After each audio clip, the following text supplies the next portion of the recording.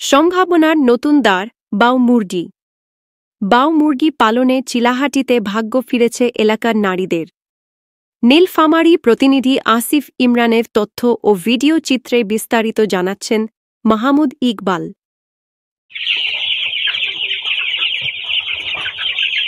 নীলফামারী জেলার চিলাহাটিতে বাউ মুরগি পালনের আগ্রহ বাড়ছে।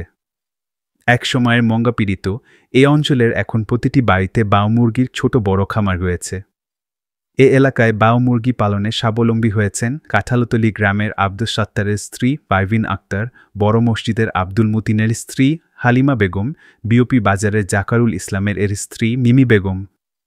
পল্লী কর্মসহায়ক ফাউন্ডেশনের PKSF এর অর্থায়নে ও self help and rehabilitation programme SHARP এর সহযোগিতায় কৃষি ইউনিট প্রাণিসম্পদ খাতের নিরাপদ মাংস উৎপাদনে জলবায়ু সহিষ্ণু বাউ মুরগি পালনের জন্য নীলফামারী জেলার ডোমার উপজেলার চিলাহাটি বিভিন্ন এলাকার বেশ কিছু মহিলাকে বেছে নেয়। আমরা সাপসমতি থেকে প্রশিক্ষণ নেওয়ার পর আমাদের মুরগি দিল, আমাদের খরচ দিল, এগুলো দেওয়ার পর আমরা মুরগি পালতেছি। মুরগি 43 দিনের মধ্যে মুরগি আমাদের বেচার উপযোগী হয়ে গেছে। তাদের প্রত্যেককে 43 দিনের জন্য 150টি করে মুরগি পালনের জন্য দেওয়া হয়। তারা গৃহস্থালী কাজের পাশাপাশি বাউ মুরগি পালন করে নিজেরাই এখন স্বাবলম্বী হয়েছেন। আমি সাপসমতির সদস্য। আমি সাপসমতি থেকে 150 পিস মুরগির বাচ্চা পাইছি। মুরগির বাচ্চা পালন করে বড় করে বিক্রি করে লাভবান হয়েছি।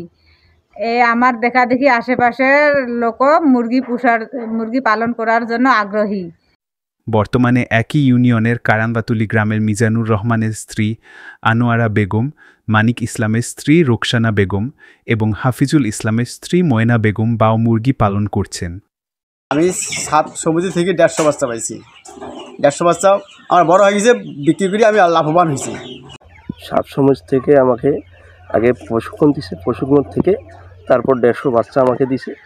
তার লালন পালন করতে 1.5 মাস সময় লাগলো আমার। 1.5 মাস নেওয়ার পরে আমার খাওয়া খরচ সম্পূর্ণ 30 থেকে 31 হাজার টাকা গেছে।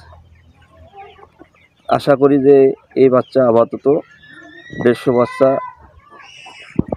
বিক্রি করলে 45 থেকে 50 হাজার টাকা হবে। Self help and rehabilitation programme SHARP এর প্রাণিসম্পদ কর্মকর্তা ডাক্তার মোশাররফ হোসেন বলেন, বাউ মুরগি এখন সবার কাছেই পরিচিত। খেতে সুস্বাদু, মৃত্যুহার কম, উৎপাদন বেশি হওয়ার কারণেই খামারি ও ভোক্তা পর্যায়ে এর চাহিদা অনেক। পল্লী কর্মসহায়ক ফাউন্ডেশনের সহযোগিতায় এই মুরগি লালন পালনের জন্য বিভিন্ন প্রশিক্ষণ দেওয়া হচ্ছে।